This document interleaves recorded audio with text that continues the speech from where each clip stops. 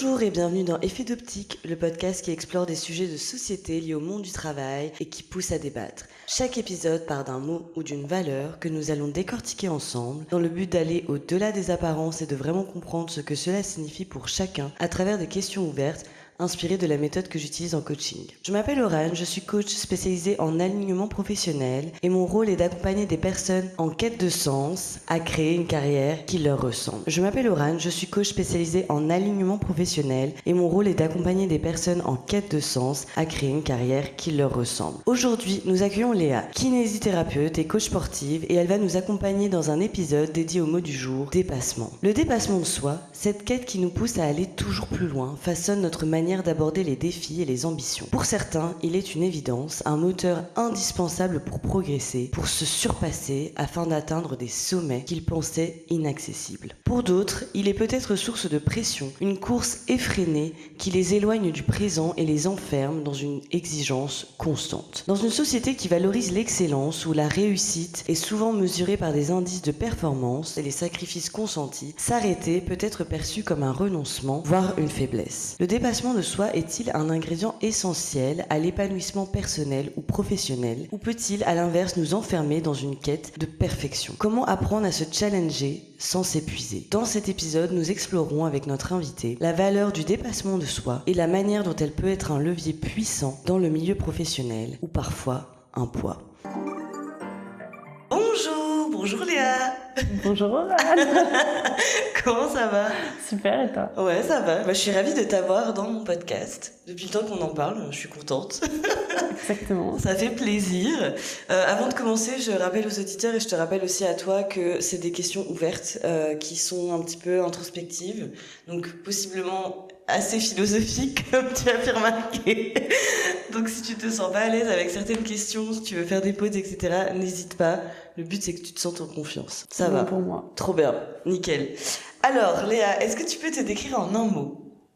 Alors c'est un peu compliqué, mais je pense qu'on pourrait dire que je suis quelqu'un de dynamique et quelqu'un tourné vers les autres. C'est vrai. Ah, tu vois, c'est plusieurs mots, mais moi je suis d'accord avec les deux, pour le coup. Franchement, c'est bien, j'aurais dit la même chose. Qu'est-ce que tu fais dans la vie professionnelle?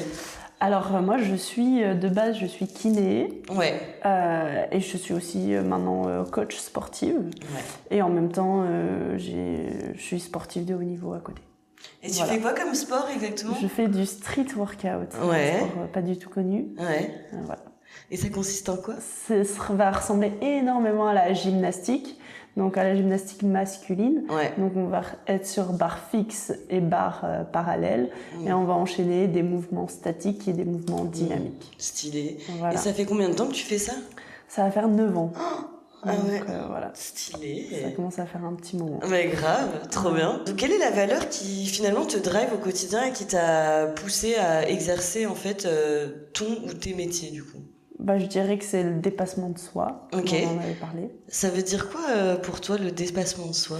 De toujours sortir de sa zone de confort. Et aller chercher en fait la meilleure version de soi-même, quoi. Ouais. Mais en quoi c'est important pour toi justement d'aller chercher la meilleure version de toi-même même dans le sport aussi, j'imagine. Je pense que c'est ma source de motivation, quoi. C'est genre toujours essayer d'être au-dessus de soi-même. C'est vraiment genre ma motivation quotidienne, quoi. Sinon. Mais c'est quoi le but Mais je sais pas réellement s'il y a un but à tout ça. Ouais. Le but c'est d'être meilleur que soi, quoi. Et comment tu sais que t'es meilleur que toi-même? À quel stade tu te dis ok c'est bon là sur plein de choses, tu vois, sur ton métier où t'en sais plus, t'as des meilleures connaissances, t'as des meilleurs outils, t'as réussi à aider des gens que t'aurais pas pu aider auparavant. Tu vois, ça pour moi c'est un dépassement de soi au niveau de l'apprentissage de la connaissance. Au niveau sportif, essayer d'être meilleur que ce que j'étais avant. Ça aussi c'est dans le dépassement. Après je sais pas jusqu'où ça va. Ouais, c'est ça. Voilà, et dans mes relations, essayer de continuer mes relations, de les entretenir, d'être la meilleure de moi-même pour aussi mon entourage, quoi. Ouais, c'est marrant parce que là, quand tu m'as parlé, tu m'as dit c'est pour être meilleure que la moi d'avant. Est-ce qu'il y a une comparaison récurrente que tu fais avec la toi d'avant? Alors moi, je suis quelqu'un qui est toujours en comparaison. Ouais. Même si je travaille énormément là-dessus pour l'être de moins en moins. Ouais. Et que dans les étapes de ma vie, j'ai quand même beaucoup travaillé sur ce sujet, mais c'est quelque chose qui est dans moi et qu'il faut accepter. Ouais, oui, c'est ça. Au bout d'un moment, c'est tellement ancré, voilà quoi.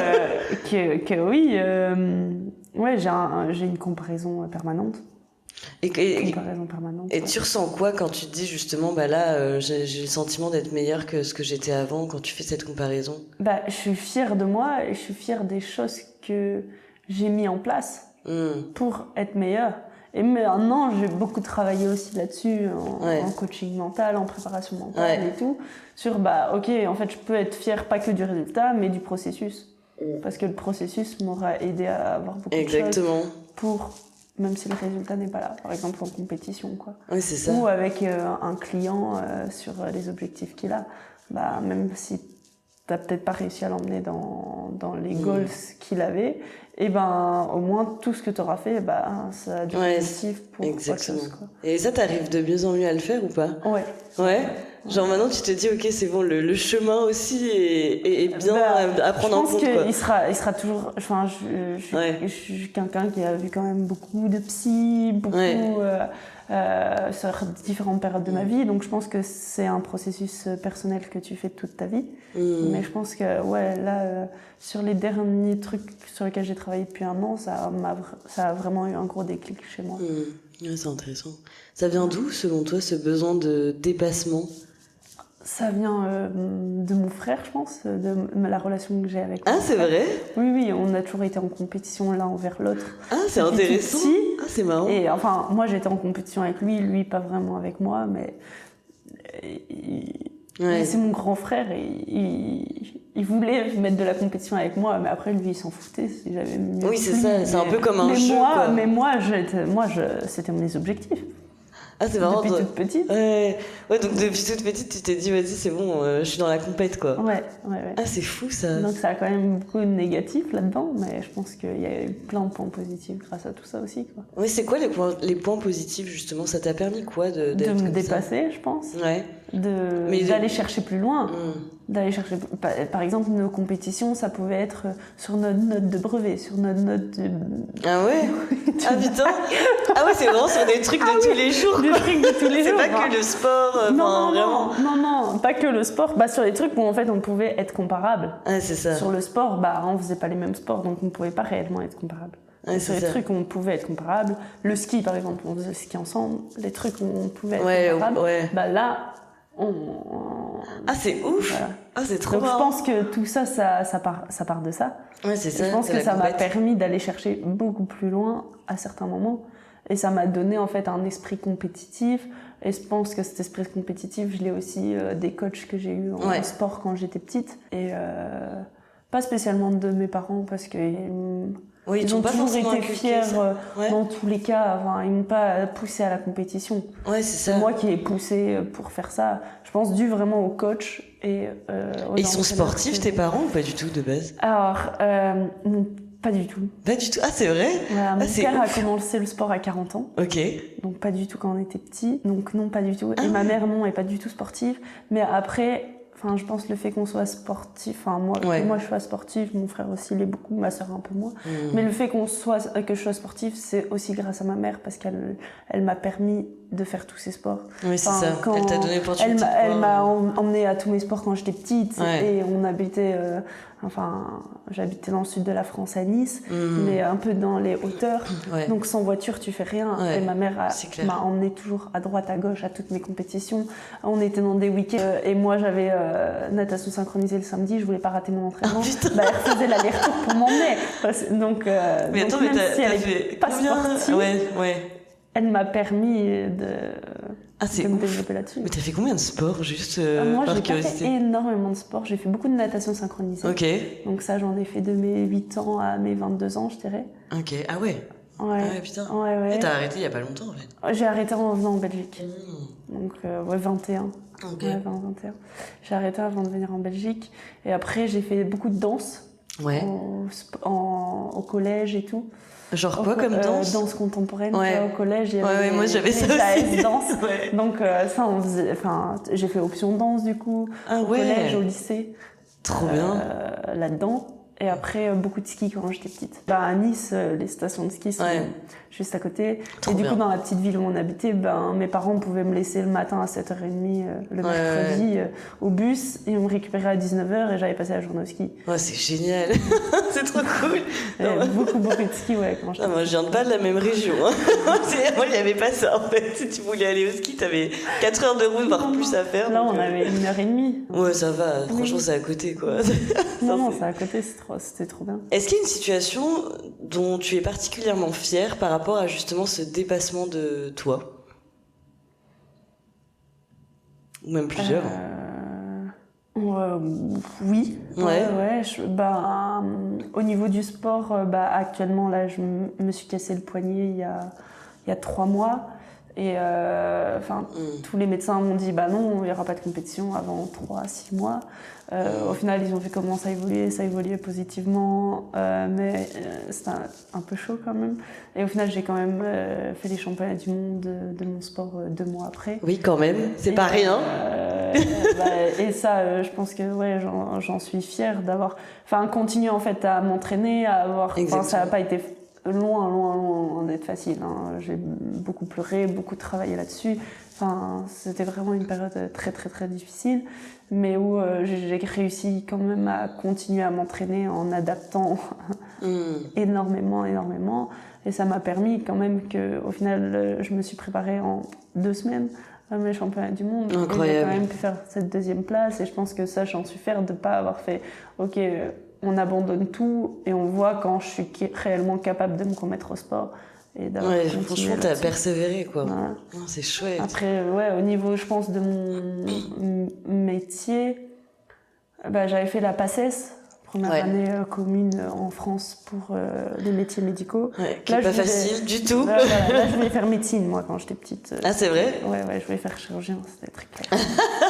C'était comme ça. Après, la première année de médecine, elle m'a fait allez, ciao, rentre chez toi. Finalement, je vais pas faire chirurgien. Ouais. Et du coup, là, en fait, j'avais fait un peu un no, je ferais plus. Je vais pas aller dans les métiers de la santé parce que. Ah, c'est vrai, ça t'avait. Parce que, pour moi, on m'avait mis une barrière. Et voilà, c'était comme ça. On m'avait mis cette barrière. Et du coup, j'ai fait 2 ans de fac de sport. Ok. Et après, en fait, j'aimais bien en Belgique. Et après, là, j'ai appris qu'il y avait la Belgique où c'était un tirage au sort. Et là, j'étais là en mode, non, de toute façon, le destin m'a déjà dit ciao. C'était pas fait pour moi. Mais en même temps, j'ai fait pas mal de trucs où vraiment, au final, ce qui ressortait de moi-même, c'était vraiment d'être tournée vers l'autre, que c'est vraiment quelque chose qui, en fait, d'aider l'autre, de me sentir utile. Et au final, être derrière un bureau, c'est pas trop quelque chose qui est faisable pour moi. Tellement pas derrière un bureau. Voilà. Donc, et au final, j'étais, en Belgique, c'est un tirage au sort. Le métier de kiné, ça me plairait bien, même si j'y avais pas trop pensé quand j'étais en études de kiné. En médecine, j'y avais pas trop pensé parce que moi, j'étais focus sur médecine, chirurgien. Voilà. Et après, quand j'ai vu que c'était quand même difficile au niveau des places et tout, je m'étais dit, on va peut-être aller sur sage-femme, mais genre kiné, je voulais surtout pas. En plus, toutes mes copines voulaient faire kiné, donc j'étais là en mode, non, je veux surtout pas faire le métier que toutes mes copines veulent faire. Et au final, j'étais là en mode, c'est un tirage au sort. Écoute, on verra bien. Soit le destin m'envoie là-bas, soit le destin. Exactement. Et le destin t'a envoyé là. J'étais là en mode, en fait, je déteste prendre des décisions. Les décisions, c'est très très dur pour moi. C'est vrai? C'est très dur. Choisir au restaurant, c'est une horreur. Ah ouais? Oui, c'est très dur. Donc là, c'était un tirage au sort. C'est pas moi qui ai décidé. Je décidais après et je verrais bien si c'est OK. Et au final, j'ai été l'avant-dernière à être tirée au sort. Oh waouh! Ah oui, le destin voulait quand même que tu ailles ric-rac, mais il voulait quand même, tu vois, il était là, bon allez. Voilà. Donc là, je dirais que je me suis redépassée parce que, j'avais dit non, et au final, j'étais là en mode, on revoit mes pensées et on se relance là-dedans, quoi. Ah, c'est chouette, purée. Ah, je savais pas toute cette histoire. J'adore. Et à l'inverse, est-ce que tu as déjà ressenti du regret face à une situation justement où tu aurais aimé aller plus loin, mais où tu n'as pas pu, par le contexte, ou toi-même tu t'es pas assez dépassé selon toi? Ouais, je pense en compétition. Ouais. Donc au championnat du monde de 2023. Ouais. En 2022, je suis aussi arrivée deuxième. Ok. Cette année aussi. Ouais. Mais en 2023, là, je voulais ma première place. Et aux qualifications, j'ai eu ma première place. Et psychologiquement, j'arrivais pas du tout à gérer la pression de cette compétition. Ah, c'est vrai? Ouais, donc aux qualifications, je suis arrivée première.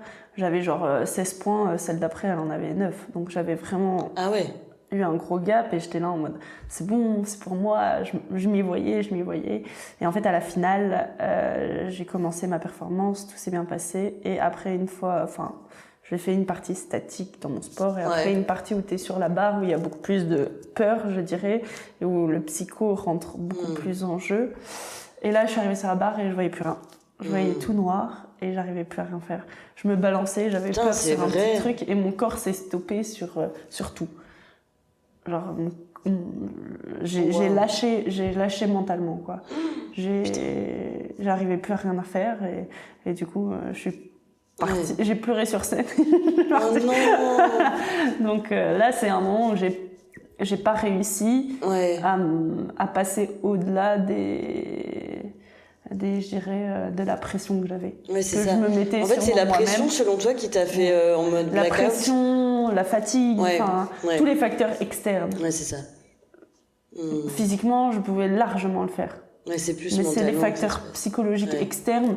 J'avais pas dormi, tout l'externe j'avais changé de catégorie de poids. Je savais pas que j'allais être dans cette catégorie de poids, j'ai changé 2 jours avant, donc j'avais un peu un syndrome de l'imposteur sur ça. Enfin voilà, c'est plus le psycho. Et là, et là, ça a été très très très très dur de rebondir après ça, quoi. C'est ça. J'ai pleuré. J'étais plus triste que n'importe quelle rupture, que n'importe quelle... Oh, c'est vrai? Oui. La redescente a été très compliquée. J'ai pleuré pendant plus de 48 heures. Non. Et j'arrivais pas à m'arrêter. Ah ouais? Ouais, non, c'était plus que un décès dans ma famille. Enfin, c'est horrible de dire ça, mais plus que... Ouais, parce que ça te tenait tellement à cœur que... Ouais, et j'étais déçue de moi-même. Une déception très très très très très très profonde qui allait toucher très très très profondément dans moi, quoi. C'est fou. Et tu penses que justement ce serait pas une conséquence un peu d'une limite, on va dire, du dépassement de soi que certaines personnes pourraient avoir, notamment dans le sport, parce que le sport c'est tellement c'est beaucoup lié au mental finalement, parce que ton corps il peut suivre, mais enfin c'est le mental mais aussi si tu le travailles pas, mais c'est une limite. Et après au final j'ai beaucoup travaillé dessus. Maintenant je vois énormément de bénéfices à ce que j'ai vécu à ce moment-là. Et là aussi je suis très contente d'avoir réussi à rebondir là-dessus. Ouais, c'est ça. Et si ça se repassait demain, tu réagirais comment cette fois-ci? Je réagis différemment, ça c'est sûr, parce que tu serais déçue quand même, mais oui, je serais déçue quand même. Mais en fait, c'est pour ça aussi que cette compétition-là, je voulais vraiment la faire, parce qu'en 2024, les championnats n'ont pas eu lieu, et que ça faisait 1 an et demi, 2 ans que je travaillais sur le blocage que j'avais eu en 2023, et que là, je me casse le poignet, et que je puisse pas avoir ma revanche personnelle là-dessus, c'était impossible d'y croire que je pouvais pas avoir ma revanche. Et du coup, c'est pour ça que j'ai eu envie de dépasser, j'ai fait la compétition avec l'accord des médecins, avec l'accord des chirurgiens, médecins, kinés. J'ai eu l'accord de tout le monde pour la faire. Je suis pas allée non plus en inconscience totale, quoi. Avec des limitations qu'ils m'avaient données, j'ai pas pu faire tout ce que je faisais habituellement. Et au final, t'as été fière de toi. Et au final, j'ai fini deuxième. C'est ça. Même si t'as pas fini première. Oui, mais de toute façon, j'aurais pas pu finir première à ce moment-là. Et déjà, d'être là, c'était trop bien. Ouais, et en fait, j'ai réussi à voir tout ça parce que j'ai été aussi à une compétition. Là, c'était 2 semaines après l'opération. J'ai pas pu faire et c'est terrible. C'est juste horrible. C'est horrible. C'est juste horrible de voir où tu devais être. Là, au moins, j'y étais. Même si j'y étais pas à 100%, j'y étais. Et j'étais déjà trop fière d'y être. Exactement. Et mon objectif, c'était d'aller en finale, d'être dans le top 3. Et c'était bon, j'avais atteint mon objectif. T'avais atteint ton objectif. Et c'était OK, quoi. Mais d'où l'importance aussi, peut-être, alors, c'est de pas se mettre des objectifs aussi trop importants des fois, tu vois. Ouais, je pense qu'il faut avoir les objectifs... et en fait, maintenant, déjà, en tant que sportif, avoir une prépa mentale, en fait, c'est hyper important. C'est obligatoire. C'est hyper important. Pour ton estime de toi. Exactement. Pour ne pas te détruire. Parce que, moi, cette compétition de 2023, elle m'a vraiment touchée très, très, très, très profondément, quoi. Donc, enfin, j'ai fait plusieurs travaux avec plusieurs personnes là-dessus après. Ouais, c'est hyper important. Et au final, je suis trop contente parce que ces travaux ont appris à ce que je me connaisse, je me connais mieux. Ouais. J'accepte les compétitions différemment. Et maintenant, si ça arrive aussi, je suis à un autre stade dans ma vie. Oui, c'est ça. Entre guillemets, mes podiums mondiaux, c'est bon, je les ai eus. J'ai fait mon taf, j'ai fait ce que je voulais faire dans ce sport. Et là, je continue pour en faire encore plus. Mais mon objectif de base, c'est bon, il est atteint. Et maintenant, j'ai mon objectif de rêve. Et trop bien s'il y est. Pas grave s'il y est pas. Mais maintenant aussi, en fait, je suis juste trop fière. Je me mets toujours des compétitions parce que j'en ai besoin. Ouais, j'allais dire, est-ce que tu te mets encore des objectifs réguliers sur des compétitions? Je me mets des objectifs de compétition. Parce que moi, si j'ai pas une date avec une compétition, je ne sais pas m'entraîner. Je ne sais pas me motiver. Ok. T'as besoin de la date de visualiser. Mais maintenant, en fait, je suis fière de la préparation que j'ai faite. C'est bien. Et en fait, ça me donne aussi un objectif de lifestyle, tu vois. Complètement. Tu vois, bah ouais, j'ai pas envie de boire d'alcool pour ça. Et c'est ok. Et ouais, et au moins, après ma compétition, si j'ai envie de me prendre mon cocktail pour me féliciter, voilà. Mais en fait, c'est pas quelque chose que j'aime faire tous les jours. Donc c'est bien aussi que j'ai ma compétition parce que rien qu'aussi d'un point de vue social, si je dis oui, je bois pas parce que j'ai une compétition, ça va être mieux pris alors que ça devrait être... Oui, alors qu'en vrai, c'est une longue discussion là-dessus, mais c'est un choix.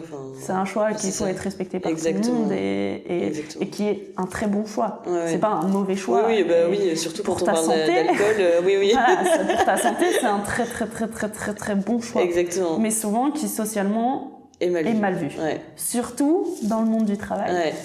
On pourrait en parler très très très c'est clair. Oui, j'aimerais bien faire un épisode avec des personnes qui travaillent dans le milieu de l'alcool. Ce serait chouette. Mais même, nous, on travaille quand même avec beaucoup de gens de la Commission européenne, des gens en coaching sportif, du coup, avec des gens qui ont des hauts postes et qui nous expriment cette difficulté. À ne pas ils n'ont pas envie de boire et ils nous expriment cette difficulté. Ils sont un peu obligés par la société du travail. C'est terrible, quoi. Et ça, je trouve que c'est horrible. Donc on essaye de leur donner des petits tips. Bien sûr. Mais bien sûr, c'est hyper intéressant. Et pour revenir à tout ce que tu disais par rapport à la préparation mentale, c'est hyper intéressant. J'ai fait une mini-formation d'une journée avec du coup une personne spécialisée dans la préparation mentale depuis des années, qui a travaillé pour tout ce qui est militaire, etc. Donc voilà. Et il nous a parlé justement des techniques d'optimisation du potentiel. Voilà, maintenant je l'ai retenu. Et c'était hyper intéressant justement sur tout l'aspect mental qu'on n'a pas forcément conscience quand on fait par exemple des sports de haut niveau ou même dans des situations comme ça assez extrêmes, militaires par exemple. On se rend pas compte à quel point le mental est très puissant par rapport au physique, tu vois. C'est lié. C'est ça. C'est complètement lié. Et si le mental ne suit pas, le physique va pas suivre. Et ça a énormément évolué dans le milieu du sport. Il y a 10 ans, on n'en parlait même pas. Maintenant, tu regardes les JO de Paris de l'année dernière, les préparateurs mentaux étaient mis en avant. Exactement. Quand Léon Marchand a, je pense, permis de mettre une ouverture. Oui, je suis d'accord. Il a fait une interview où il a parlé de la préparation mentale qu'il avait eue avec son préparateur mental et qu'il avait aidé surtout.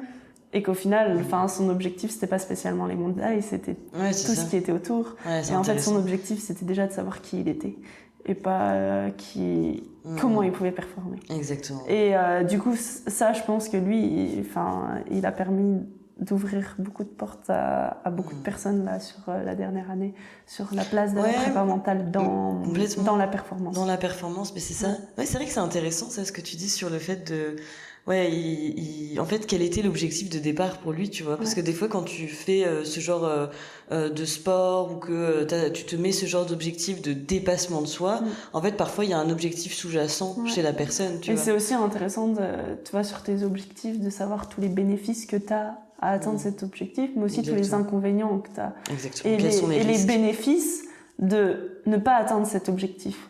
Et en fait, du coup, ton objectif, c'est trop bien de l'avoir, tu vois, comme on disait tout à l'heure, un objectif un peu inatteignable, c'est trop bien. Mais si en fait, tu sais aussi tous les bénéfices que tu as à pas atteindre cet objectif, bah, mentalement, tu as une pression qui est complètement différente. Et ça te permet en fait de rééquilibrer toutes les balances et pas de mettre ton objectif sur un piédestal énorme. C'est ça. Oui, parce qu'il y a une question que je me pose, moi, quand tu as un objectif qui est hyper ambitieux, c'est une fois que tu l'as atteint, qu'est-ce que tu fais, tu vois? Bah, t'en remets un autre. Ouais, mais c'est ça qui est jusqu'à quand, tu vois? En fait, c'est l'objectif. Enfin, la vie sert à quoi? Ouais, non, mais je suis d'accord. Mais tu vois, quand t'as atteint, par exemple, je sais pas moi, un truc hyper ambitieux que t'avais en tête depuis des années. Je sais pas, t'as des gens, ils ont un objectif, c'est l'objectif de leur vie. Et une fois qu'ils l'atteignent, je me demande concrètement comment ça se passe chez eux, tu vois. Ben, c'est pour ça que c'est intéressant aussi d'avoir une prépa mentale. Hein, parce que, tu vois, par exemple, si j'en reviens à mon sport, en 2012, quand j'ai fait ma deuxième place mondialement, en fait, ça a été très très dur après. Parce que je m'étais jamais vue à cette place. C'était un objectif, mais genre inatteignable pour moi. Et ça m'est tombé dessus ce jour-là, je m'y attendais vraiment pas. C'est fou. Voilà. Et au final, ça a été très très très très très très dur après. Parce que j'arrivais plus à m'entraîner, parce qu'en fait c'est comme si mon objectif avait déjà eu lieu. Oui, c'est ça. Du coup, t'as gardé la motivation. Et puis j'avais l'impression d'avoir un syndrome de l'imposteur, parce que je me sentais pas réellement à la place de cette deuxième place, comme si c'était pas du tout ma place. Et du coup, il y avait des bugs, tu vois. Bien sûr. Et je pense que, tu vois, l'importance de la préparation mentale autour de tout objectif, que ce soit professionnel et tout, est ultra intéressant. C'est ultra intéressant. Et au final, moi je le vois en mode, si j'ai un objectif que je l'ai atteint, c'est l'occasion d'en mettre un autre. Et en fait, il faut pas avoir un objectif dans sa vie, mais il faut en avoir plein. Et au final, si tu as plein d'objectifs dans toutes tes parties de ta vie, dans toutes tes valeurs, au final, même s'il y en a un qui met pas, s'il faut, dans une autre partie, tu auras progressé dans l'une, dans l'autre. Exactement. Tu vois, d'avoir des objectifs dans tes valeurs... dans tes valeurs familiales, dans tes valeurs sportives, dans tes valeurs du travail, dans tes valeurs amicales, dans tout ça. Exactement. Et voilà. Et moi, mon dépassement, ce serait de me mettre des objectifs toute ma vie. Et que dans mon sport, le jour où j'ai vraiment envie d'arrêter la compétition, mon objectif, ce sera de rester en forme, d'avoir le corps que j'ai envie d'avoir, d'être en bonne santé aussi. Hein. Avant tout, je pense que la bonne santé, chez moi, ça primera. Et d'essayer tous les sports que j'ai envie. Ça, pour moi, c'est vraiment un objectif quand j'aurais arrêté l'envie de performer en compétition. C'est vraiment de pouvoir tester plein de trucs et en fait avoir aussi une bonne base entre guillemets pour pouvoir m'amuser dans différents sports et me dire ok là je vais à l'escalade lundi, je vais à la pole dance vendredi,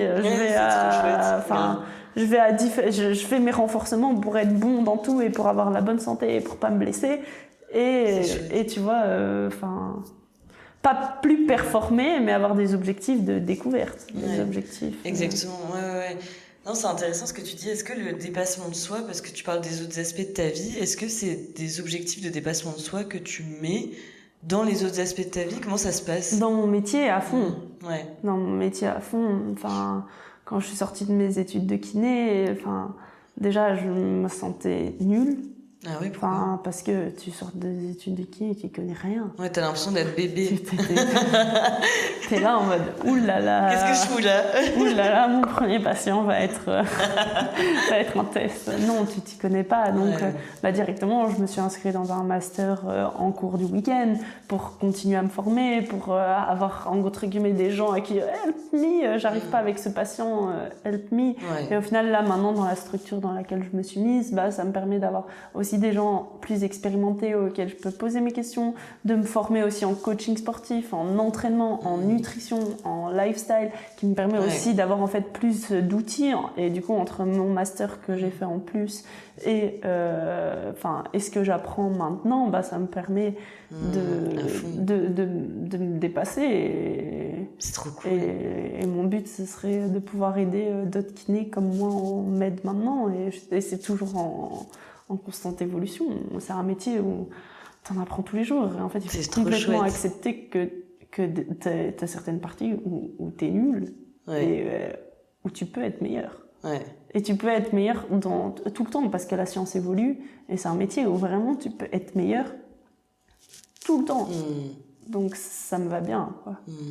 Quand tu dis être meilleur, du coup, est-ce que c'est pas plus un truc de formation continue finalement que finalement, tu vois... Ce serait un truc logique, hein, ouais, chez tout le monde. Hein. Ouais. C'est un truc où quand tu es aux études, quand tu fais ton serment,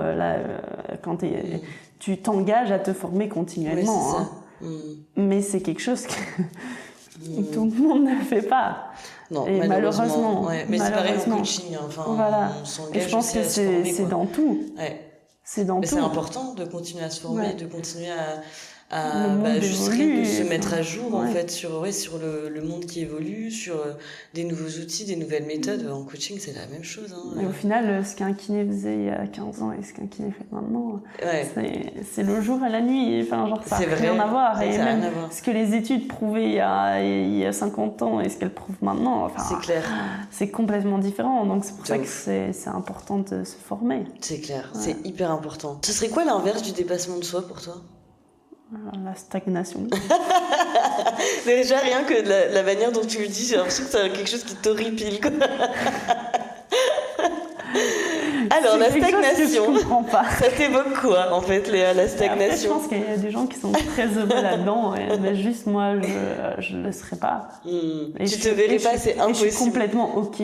Enfin, les personnes qui le font, enfin, je les respecte. Et bravo aussi d'arriver à être dans ce confort. Juste moi, ça m'angoisse.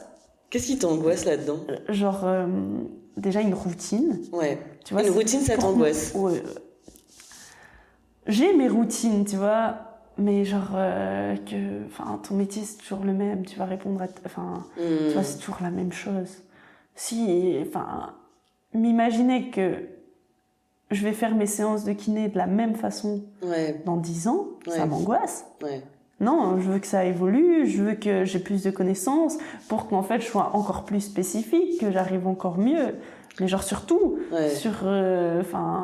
fait, il faut que tes missions soient variées, il faut que ta manière de travailler soit évolue en perpétuité. Ouais. Il y a un aspect évolution chez toi qui est important. D'évolution. Ouais. Pour moi, rester dans une comfort zone toute sa vie, tu vois, ou même faire du sport, mais juste être dans la zone de confort et jamais aller chercher la difficulté. Ouais, ça t'intéresse pas. Ça m'intéresse pas. Moi, par exemple, le sport, je fais ma petite séance de pilates par jour, on n'a rien à faire. Et c'est complètement OK, les personnes qui sont... Enfin, tu vois, mais je comprends ce que tu veux dire, mais parce que c'est pas quelque chose qui me passionne. Voilà. Alors que les choses qui me passionnent, je suis comme toi, j'ai plus envie de me dépasser. Forcément, le coaching ou des trucs comme ça, forcément, ça me passionne. J'ai envie d'aller plus loin, j'ai envie de me former, j'ai envie de faire plein de trucs. C'est pas pareil, tu vois. Mais moi, en fait, je veux de la stimulation dans tous les aspects. Ouais, en fait, toi, c'est partout. Oui, mais tu vois, même par exemple, dans la relation amoureuse que tu vas avoir, en fait, qu'on soit dans une routine constante, c'est pas OK. Ouais. Toi, t'as j'ai envie qu'on aille se chercher, qu'on aille, qu'on fasse des projets ensemble, qu'on ait chacun nos projets, c'est très très bien. Sûr. Mais qu'on ait aussi nos projets ensemble et qu'on ait aussi, allez, je vais te faire une petite surprise, allez, hop. Enfin, des trucs basiques, c'est vrai. Juste qu'il y ait des stimuli et je trouve qu'on travaille déjà assez dur pour que la vie soit une routine, quoi. Oui, ça me fait un peu cogiter parce que j'ai l'impression que moi j'ai beaucoup de routines en ce moment, pas forcément dans les relations personnelles ou quoi, mais tu vois, au boulot, etc. Et pour moi c'est vrai que c'est hyper important. Je me rendais pas compte avant que c'était important parce que je pensais que j'étais quelqu'un justement qui avait besoin d'une routine, un truc. Mais après ça permet de cadrer et ça permet d'être mieux, mais je pense moi, dans tes routines pas tant, en fait. Tu peux trouver des... Oui. Je pense que tu peux trouver des... Mais moi, je sais pas, j'ai l'impression que ça me convient plus. J'ai l'impression que moi aussi, j'ai besoin d'aller chercher en tout cas, en ce moment, tu vois, des stimuli et tout. Parce que j'ai l'impression que ça me stresse au début, mais en fait, ça me stimule plus et je suis moins fatiguée finalement à l'idée de faire des choses comme ça, plutôt que avoir une routine, quoi. C'est vrai que ça me fatigue beaucoup, en fait. Après, je pense que c'est peut-être des moments de sa vie. Ouais, je pense qu'on a tous des moments comme ça, tu vois, mais... Peut-être que le jour où j'ai des enfants, je dirais pas que je veux me dépasser t'auras peut-être besoin d'une routine. Et de me dépasser dans mon métier, j'en sais rien. Mais c'est ça, je pense que ça dépend de notre personnalité, ça dépend des moments de notre vie, ça dépend de plein de choses, tu vois. Mais c'est intéressant comme quoi, enfin, on se connaît pas toujours à 100%, tu vois. Mais je pense qu'on change aussi. Ouais, on change. On se connaîtra jamais à 100%. Hein. C'est clair, on change de ouf. On change et c'est pour ça qu'on a un besoin de travail, comme je disais, mental toute sa vie aussi. Exactement. Parce c'est que hyper intéressant. t'évolues, tes valeurs évoluent, tes motivations. Complètement. Et c'est trop cool que ça évolue. Sinon, justement, on est stagnation. dans la stagnation. Non, mais tu vois. Il faut que ça évolue. Après Léa, c'est important. Moi, je trouve que sinon, il n'y a pas de but dans la... Enfin, genre... Non, mais je comprends, complètement. Ah oui, non, mais je comprends complètement. Et je pense que les gens qui aussi ont une routine bien cadrée et tout, souvent, trouvent leur épanouissement aussi dans autre chose, tu vois. Donc, à mon avis, tu vois, c'est une question, effectivement, d'équilibre sur... sur tes différentes valeurs de ta vie. Si t'as une stagnation là, que t'as un pic là.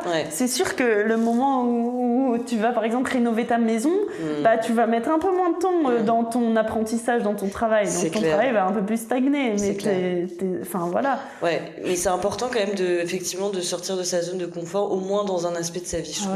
Parce que même en coaching, tu vois, on le dit, enfin, je veux dire, si tu restes dans ta zone de confort, souvent, déjà, t'as l'impression que c'est confortable, mais ça ne l'est pas. Parce que, en fait, t'as plus de stress, mais en fait, ça reste un stress autre, tu vois, et c'est un stress qui est pas bon. Parce que du coup, ça veut dire que tu stresses de potentiellement devoir changer un jour, et tu restes dans un truc de confort qui, en fait, n'est même plus confortable, quoi. Donc la zone de confort, c'est pas...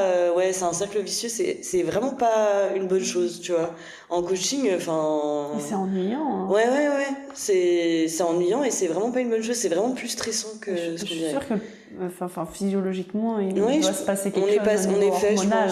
Je pense. Au niveau hormonal. Je pense qu'on est fait pour avoir quand même des stimuli, en fait. Ouais. Et c'est ce que disait, du coup, le préparateur mental lors de la formation des tops. C'est que aussi, t'as tout cet aspect stimuli. En fait, t'as du bon stress et du mauvais stress. Et donc, t'as un pic. À partir du moment où t'arrives à un certain stade, en fait, ton bon stress se transforme en un mauvais stress s'il est trop continu, en fait, il est récurrent. Mais c'est important pour le corps, il disait, d'avoir un bon stress. Du coup, c'est important d'avoir un pic quand même de stimuli, tu vois. Exactement. Si ton cortisol n'augmente pas, ton adrénaline va moins augmenter, tu vas être moins performant parce que ta réactivité va être moins bonne. Donc en fait, c'est important. Il faut se challenger un peu de temps en temps. Ouais, à fond. Ouais, c'est vrai, c'est intéressant. Et même pour la confiance en soi. Hein. On n'en a pas parlé, mais se stimuler pour la confiance en soi, c'est quand même très important. Hein. Ah oui, c'est important. Oui, c'est important. C'est déjà pour se remotiver, pour se remettre en forme mentalement et se dire, ok, je suis capable de faire des choses complètement. Pour l'estime personnelle. Exactement, c'est hyper important.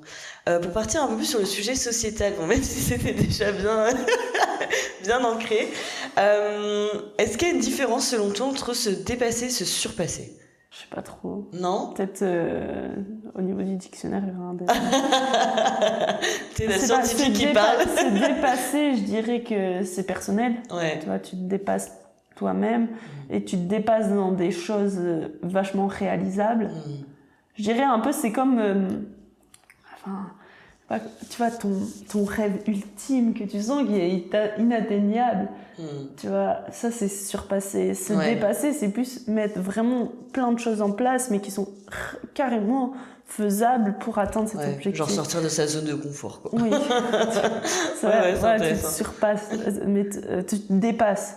Mais tu te surpasses si tu mets vraiment encore plus de choses en place. Que, je pense, limite, pour te surpasser, il faudrait que tu t'enlèves certaines zones de valeur de ta vie, tu vois, pour pouvoir te surpasser dans d'autres. C'est intéressant, je dirais. Ouais, je le vois aussi un peu comme ça, un peu comme finalement se surpasser, tu fais un effort encore plus, tu vois, c'est limite changer un aspect de ta personnalité, tu vois, pour faire quelque chose, pour atteindre quelque chose. Et là, tu te dis, putain, c'est moi qui ai fait ça.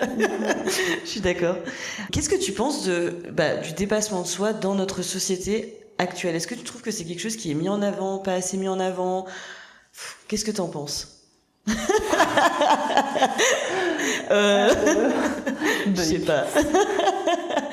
Non mais par exemple, on peut parler dans le sport, c'est très mis en avant, mais c'est super important. Mais en même temps,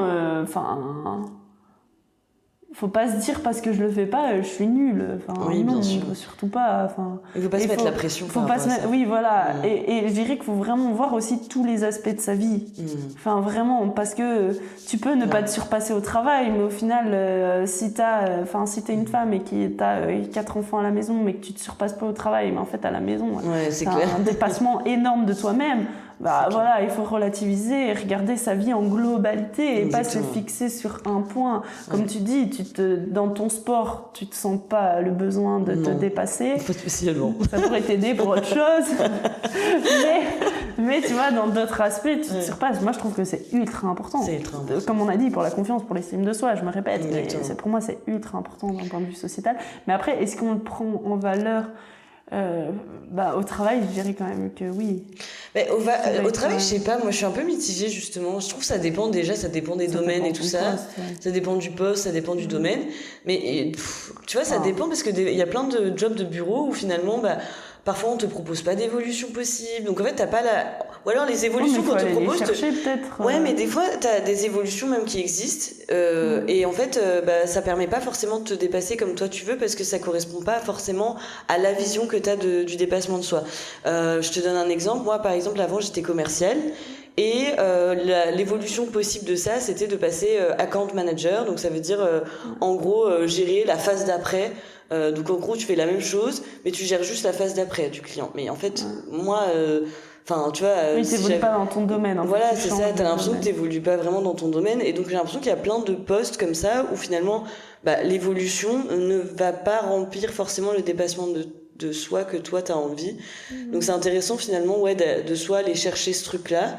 De voir ce qui est possible en interne, parce que des fois, c'est possible aussi de faire de la mobilité. Il faut en parler, il faut en parler, et des fois, ça débloque tout, complètement. Et de voir ce qu'il est possible de faire, quoi. Mais je trouve que dans la société, des fois, peut-être faut mettre des propositions en place. C'est ça. Après, je suis loin d'être dans le monde du travail bureautique. Oui. Mais non, mais c'est vrai. Mettre des solutions en place. C'est sûr que des fois, il faut arriver avec des idées. Exactement. Si tu veux, tu te dis oui, je veux me dépasser, mais que t'as pas réellement d'idées, on va pas pouvoir t'aider. Oui, d'arriver avec des choses concrètes quand même, c'est ça, quoi. En plus, il y a soit ce truc-là, soit le truc de, justement, t'as des entreprises qui demandent trop, où là, les gens doivent trop se dépasser en permanence. Et du coup, mettre d'autres valeurs vraiment en diminution. C'est ça. Et parfois burn-out, faut trouver un équilibre. Ouais, c'est ça. Oui, encore une fois, équilibre. Ouais, faut trouver un équilibre dans tout. Ouais, parce que c'est sûr que le dépassement, c'est beau, en parlant, waouh, ça donne envie. Il faut quand même se mettre des limites. Mais il faut quand même. Mais c'est ça, quoi. Pas se mettre une pression interne. C'est ça. Voilà, accepter en fait aussi la situation. Accepter que ça stagne à des moments. Accepter que s'il faut, t'atteindras pas tes goals. Accepter tout ça. Parce que sinon. Là, ça peut être quand même il y a quand même des grosses parts négatives, mais comme pour moi, il y a du négatif dans tout. Donc, et du positif dans tout. Mais il faut juste rééquilibrer les balances. Exactement. Alors, nous arrivons tout doucement à la conclusion. Les questions que tu adores, Léa. Qu'est-ce que tu as appris sur toi-même lors de ce podcast? Je dirais que je peux être plus philosophique que je le pense. Tu vois, finalement, ça t'a servi à quelque chose. Je sais pas. Est-ce que t'avais déjà je pense que t'avais déjà cette idée bien ancrée en toi du dépassement de soi. Est-ce que ça t'a remis en perspective certaines choses? Tu vois, t'as parlé aussi, tu vois, des compétitions où finalement t'étais redescendu très bas après avec des objectifs que tu avais mis très haut, etc. Et qu'ensuite t'étais fière de toi. Est-ce que ça t'a fait quand même du bien de revisualiser ce truc-là? Ouais, je dirais que oui. Enfin, ça a fait. Mais t'étais déjà bien mais consciente. C'est vrai que je l'ai vraiment ces 6 derniers mois très énormément travaillé, énormément introspecté. Donc donc ça t'a juste confirmé. Ça me dit que ça me dit aussi que je suis fière quand même du travail mental que j'ai fait sur moi-même ces derniers mois. Et sur ça, je suis fière parce que c'était vraiment un gros down, quelque chose dans moi qui était quand même pas bien et qu'il fallait travailler là-dessus.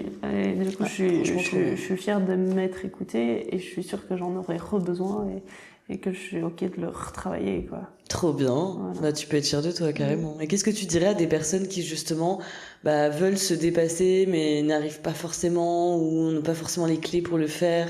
Qu'il faut pas hésiter à demander de l'aide, en fait. Ouais, c'est vrai. Enfin, c'est vrai. Au bout d'un moment, on ne peut pas être bon partout. Enfin, comme moi, par exemple, c'est un nouveau sport dans lequel je suis. Donc j'ai énormément travaillé toute seule. Enfin, il n'y a pas d'entraîneur, c'est un sport nouveau. Des sports où on développe nous-mêmes les figures, il n'y a pas réellement de méthode d'entraînement et tout. Et je me suis entraînée pendant des années toute seule. Rien que là, l'endroit où je travaille, où j'ai quelqu'un qui peut vraiment travailler sur ma préparation mentale, ma préparation physique, et ben ça, waouh! En fait, ça fait du bien au cerveau, en fait, de déléguer les choses, en fait, où t'es pas... pour soi-même, c'est super intéressant. Là, maintenant, je mets en place un coach qui m'aide dans mes autres entraînements. Ouais, ça, c'est avoir quelqu'un, en fait, qui m'aide sur ma préparation mentale. Et en fait, d'accepter que tu peux pas être bon pour tout. Enfin, tu peux pas t'aider. Et rien que, par exemple, là, pour mon poignet, je me suis pas fait maquiner à moi-même. En fait, non. Ouais, au bout d'un moment, tu peux pas tout faire toi-même. Non, oui. Et puis, c'est important aussi de déléguer. Ouais. Et en fait, je pense que tu pourras dans n'importe quelle situation beaucoup mieux rebondir si tu te fais appel à quelqu'un d'autre. Parce que il y a comment toi tu te vois et comment les autres te voient. Et c'est super important aussi d'avoir l'avis des autres pour t'aider à mieux rebondir. Parce que des fois, dans ta tête, t'as qu'une voix négative ou qu'une voix positive et que t'as besoin un peu de « Ah bah regarde, là-dedans, ça, tu pourrais t'améliorer. Va chercher là-dedans. » Et ça, c'est des ouvertures que t'aurais pas eues toute seule. Et je trouve que pour toute personne, ne pas hésiter à demander de l'aide.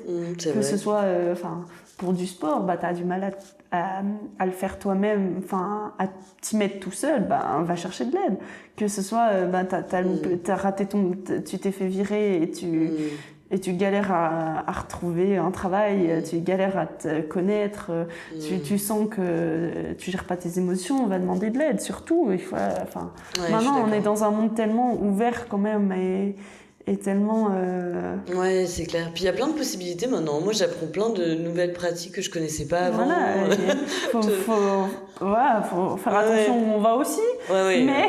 Non, mais complètement. Non, mais tu vois, tout ce qui est préparation mentale, je connaissais pas tant que ça avant, alors que maintenant, ça existe de plus en plus. Et vraiment, ne pas hésiter à aller demander de l'aide. Et que si la personne aussi ne nous correspond pas, à aller demander à quelqu'un d'autre. Et peut-être qu'une personne te correspondait à un moment de ta vie et ne te correspond plus maintenant. Pour moi, aller demander de l'aide aux autres, c'est en fait la meilleure façon d'accepter qu'il y a des choses que tu peux améliorer dans toi-même. Et déjà, aller demander de l'aide, c'est un dépassement. C'est un dépassement de soi. Ouais, rien que le fait de prendre son téléphone ou d'envoyer un mail ou un message à quelqu'un et de dire j'ai besoin d'aide, c'est déjà le premier pas dans tout type de dépassement de soi. Je pense qu'on a tous besoin sur la gestion des émotions, sur tout. Bien sûr. Oui, carrément. Mais moi, en tant que coach, je me fais coacher par des coachs. Et c'est super important. C'est super important. Et très souvent, je veux dire... Et t'en apprends à fond. Ouais, et j'en apprends toujours sur moi, et j'ai été voir une psy aussi. Tu vois, c'est toujours perpétuelle évolution de soi-même, de se dire, ok, voilà, tu vois, t'es dans l'évolution. Mais moi, je suis plus dans le dépassement de soi de moi, de mon développement personnel, je dirais. Un peu trop souvent, des fois. Pour moi, c'est du dépassement aussi. Oui. Les limites aussi, c'est de pas trop overthinker, tu vois, parce qu'il y en a là-dedans. Mais c'est pas mal.